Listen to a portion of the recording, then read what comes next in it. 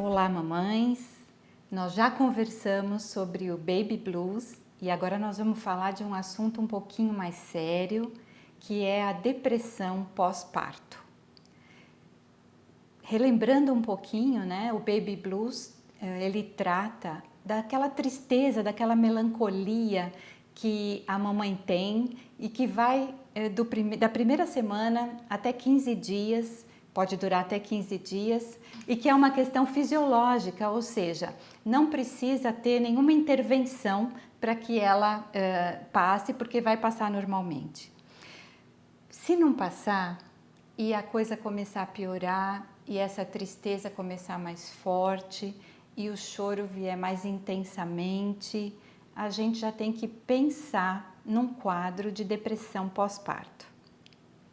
A depressão pós-parto, ela tem uma diferença em relação ao blues, e eu acho que é importante salientar isso até para a mamãe e para a família poder ajudar na identificação, é que a depressão pós-parto, ela vem com uma questão muito importante e muito forte, que ela tira a vitalidade dessa mãe. E o que quer dizer isso? Ela perde o ânimo, perde a vontade, não só de cuidar do seu bebê, mas de fazer qualquer atividade. E ela vem também acompanhada de sensações muito fortes, inclusive de ideações suicidas. Ela pode vir acompanhada por essas ideações, o que é uma coisa já para se procurar uma ajuda.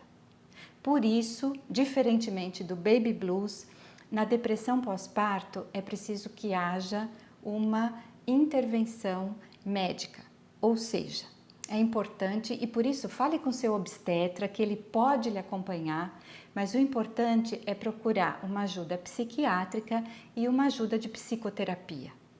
E é importante falar com o obstetra, por quê? Porque ele pode ajudar na indicação de um psiquiatra que entenda mais desse período puerperal, porque hoje em dia existem medicamentos que podem ser utilizados no decorrer da amamentação sem prejudicar o bebê. Por isso é importante o encaminhamento para um psiquiatra especializado. O que a gente pode dizer sobre a depressão pós-parto é um alerta para que ela seja prevenida. Então, diferente também do Baby Blues, a depressão pós-parto pode ser prevenida. E como é que ela pode ser prevenida? Quando ela for acompanhada, quando a mamãe for acompanhada já durante a gestação. Então, se você sentir na gestação já algum sintoma que sinalize uma depressão, precisa ser comunicado ao obstetra. Por quê? As estatísticas dizem que 60% das mães que têm depressão pós-parto severa já tinham sintomas de depressão durante a gestação ou até mesmo antes dela. E eu não estou falando só de depressão, pode ser também qualquer outro transtorno como síndrome do pânico ou qualquer outro transtorno psíquico na gestante ou na família que possa sinalizar uma predisposição. Outro fator que a gente percebe e as pesquisas indicam como importante e que podem sinalizar uma depressão pós-parto é se a gestante romantizou demais essa fase e quando ela se vê frente a frente com o seu bebê real e não com aquele bebê idealizado, com a maternidade real e não com a maternidade idealizada, com a amamentação real, com os problemas que ocorrem nessa fase, com a intensidade e o turbilhão de emoções, ela se frustra. Tudo isso somado pode levar a um quadro de depressão pós-parto. Não estou dizendo que isso vai acontecer, mas pode acontecer. Se todo esse quadro estiver presente, é bom que se fique alerta para prevenir, porque prevenir é sempre a melhor opção quando a gente fala de depressão pós-parto. Outras dicas de prevenção para a mamãe são muito simples e não diferem muito da depressão que não é decorrente do parto. Quais são? Exercício físico, cuidar da alimentação. E aquelas que são específicas desse período são: tenha uma rede de apoio, peça ajuda, família, amigos, procure colocar como você está se sentindo. Isso não é vergonha, isso não é medo. Como a gente falou, isso ocorre em 60% a 80% das mulheres. E a depressão pós-parto tem ocorrido em 10% a 15% das mulheres, das mamães. E isso é um número muito considerável. Imagine como esse número é grande. Então, peça ajuda. Peça para a família, peça para as avós, para as amigas, fale como você está se sentindo, fale com seu obstetra, até com o pediatra do seu filho, porque todos eles vão poder te ajudar nesse momento. E agora eu queria ter uma fala exclusiva para os papais. Papais ou quem exerce a função paterna. Esse é um momento em que a mãe vai precisar muito do seu apoio incondicional e da sua aceitação. Então, se ela estiver chorando, tudo bem, e diga para ela que está tudo bem. Diga para ela que você está aí para ela, que você vai dar o apoio e que ela pode sim desabar um pouquinho, porque ela não tem que ser forte o tempo todo. E que você está aí para dar esse apoio, que você está aí para ajudá-la, que você está aí para proteger essa díade mãe e bebê que é tão forte e é tão importante que se estabeleça esse vínculo. Então, pai, essa é a sua função nesse momento, mas a gente vai falar disso num outro vídeo. E para a família, um recadinho especial também, porque a gente sabe que a família quer ajudar, que a família quer estar presente, que a família quer participar, mas será que qualquer coisa que a família fizer naquele momento ajuda?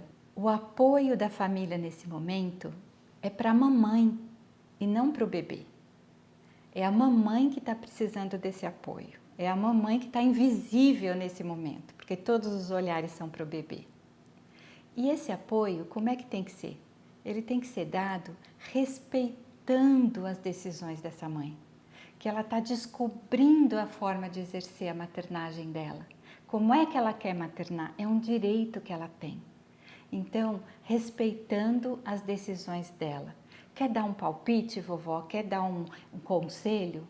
Dá se a mamãe pedir. Mas se ela não pedir, melhor deixar que ela faça do jeito dela, porque ela tem esse direito. Ela tem o direito de acertar, de errar, até descobrir qual é o jeito que ela quer maternar. O bebê é muito receptivo a isso. Ele aceita isso. Ele está formando ali, ele está reconhecendo aquela mãe, agora do lado de fora. E da mesma forma, a mãe está reconhecendo o seu bebê. Então, essa é a relação mais importante desse momento. E o vínculo que é formado aí, ele vai ser útil para toda a vida. Ele tem que ser um vínculo seguro, um vínculo forte, um vínculo firme. Então, cabe à família proteger essa díade. Proteger essa relação mãe e bebê e deixar que essa relação mãe e bebê se estabeleça da forma mais tranquila possível.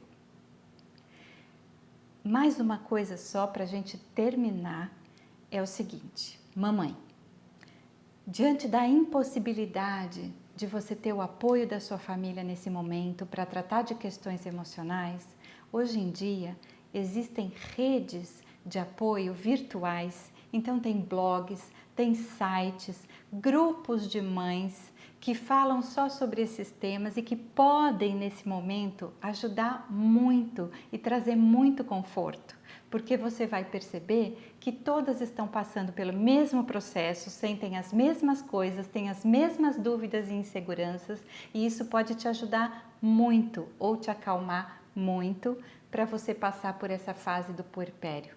E para a gente terminar, eu queria só lembrar, porque eu já disse para vocês, mas reforçar, que toda paleta de emoções cabe no puerpério. Então, mamãe, aproveita esta fase, mergulha nela emocionalmente, se permita vivê-la com intensidade, porque você vai sair dela fortalecida. O vínculo com o seu bebê vai sair fortalecido também e você vai se permitir conhecer-se de forma como talvez você nunca tenha feito antes.